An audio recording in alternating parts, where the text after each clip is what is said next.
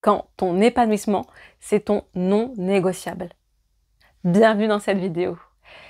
Tu sais, quand tu choisis pleinement ton épanouissement, que ce soit ton évidence, ton état d'être, la continuité de ce que tu es, c'est-à-dire que ton épanouissement n'est plus à l'extérieur de toi.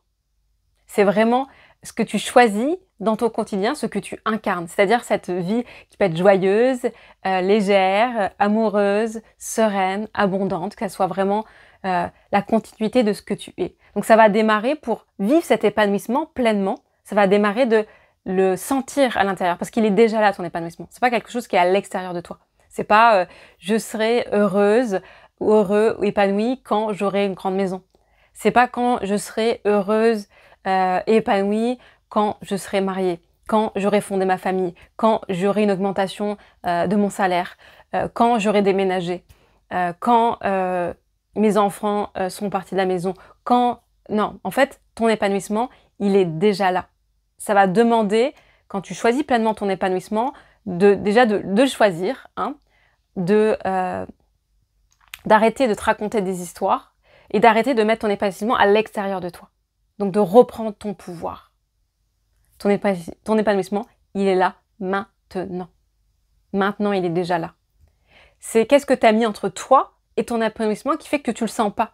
Est-ce que c'est des histoires qui te disent que quand tu auras ça, est-ce que tu as mis des conditions à ton épanouissement? Est-ce que tu peux le sentir là? Parce qu'à partir du moment où tu le choisis à 100%, que tu le sens à l'intérieur de toi, ton énergie, elle va changer. Et quand ton énergie change, ce que tu vas vivre, ce que tu vas attirer, ce que tu vas vibrer comme énergie va changer. Et toute ton expérience de vie va changer. Ton épanouissement, il est déjà là dans l'émerveillement de ce que tu as, dans la gratitude de ce qui est déjà là pour toi, de ton repas, de tes vêtements, de l'air que tu respires, que le matin tu ouvres les yeux sur la vie. Ton épanouissement, il est là. Il est déjà dans cet émerveillement, dans cette vision de cet épanouissement qui est là. Il y a forcément quelque chose dans ta vie qui est épanouissant. Même si, quand tu regardes ta vie, il y a des choses en effet que tu aimes moins que d'autres. C'est ok, c'est normal. Ça ne veut pas dire que tu n'as plus de rêve. Ça ne veut pas dire que tu te dis, ben voilà, j'attends, je suis épanouie maintenant, j'attends maintenant. Non, ça veut dire que ta façon de fonctionner, ta façon de relationner avec le monde extérieur n'est plus la même. Il ne part plus d'un endroit de c'est nul, du manque, de la peur. Il part d'un endroit où c'est déjà complet, c'est déjà là. Et ensuite, tu vas pouvoir aller pleinement vers cet épanouissement, le sentir, le goûter, le matérialiser dans ton quotidien. Moi, j'aime dire que oui, ton épanouissement, il est déjà là, et en même temps, ça demande que ça soit vécu dans la matière, dans ton quotidien, que ça soit du concret, pas que ça soit quelque chose voilà, je me fais un mantra, je me répète que ça y est, c'est déjà là, et c'est bon. Non. Mais ça va demander, du coup, de regarder tout ce que tu as mis entre toi et ton épanouissement dans ton quotidien. C'est-à-dire les histoires que tu te racontes. Les histoires que tu te racontes. De ce que tu as envie de vivre, dans ta façon de relationner. Est-ce que, souvent, moi, ce que je me rends compte, c'est que dans les personnes que j'accompagne, dans là, mon dernier accompagnement de groupe, on a été parti dans les coulisses de son épanouissement, vraiment, on a été plongé et voir ce qu'il y avait derrière ça. C'était de voir, ok, quand je suis en train de relationner, est-ce que je me mets en position de victime? Est-ce que je suis en train de dire, oui, mais parce que moi, tu comprends, ma vie, c'est pas trop facile, et puis t'as vu ce qui se passe en ce moment, et puis t'as vu le monde, et puis t'as vu le gouvernement, et puis là, ma voisine, je t'en parle même pas, et puis, non. Si tu es dans cet espace-là, en effet, que ta vie, elle sera pas épanouissante du tout. Et je peux comprendre ça. Mais ça va demander de dire, ok, est-ce que je choisis déjà de regarder là où c'est épanouissant pour moi, ce qui me fait du bien? Donc ça demande des fois de faire du tri dans sa vie, dans ses relations, de là où on met son attention. Ça demande que quand on est en train de se regarder en train d'être addict à notre victime intérieure, parce qu'on peut avoir tout ça, et c'est normal, c'est une façon de relationner tragique qu'on a depuis qu'on est enfant. Vous savez qu'on nous a... c'est un conditionnement, on a fonctionné de cette manière-là, et des fois on est encore addict à cet espace-là, et donc on aime être dans cet espace-là, alors que l'énergie de la victime, elle demande juste beaucoup d'amour, elle demande d'être reconnue, d'être vue, et d'avoir beaucoup d'amour, et de recevoir beaucoup d'empathie. Ça veut pas dire qu'on n'est jamais victime, ça peut arriver, mais quand on est tout le temps en boucle sur les mêmes histoires, les histoires qui sont pas au service, alors c'est pas au service de notre épanouissement. C'est-à-dire on est bloqué dans une énergie de victime. Et ça demande de le conscientiser.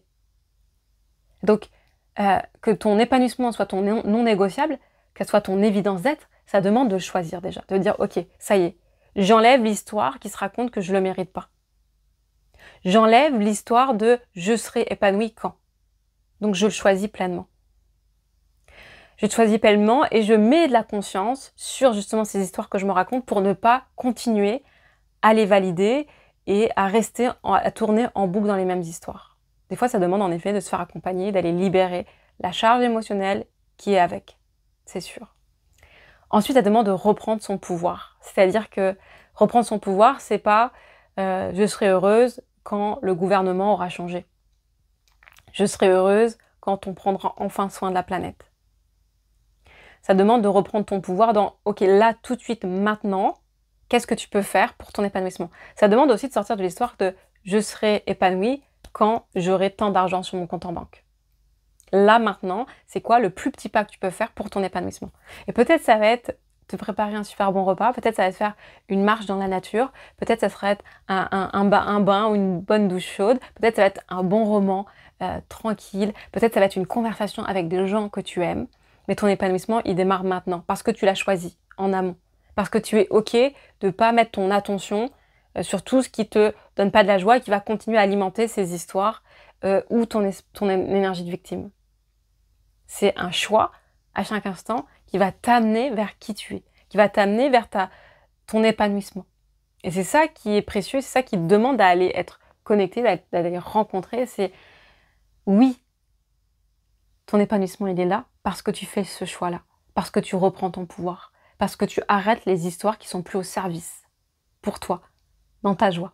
Ça demande aussi de mettre en lumière quelles sont pour toi tes normes d'épanouissement et d'aller aussi regarder concrètement c'est quoi pour toi.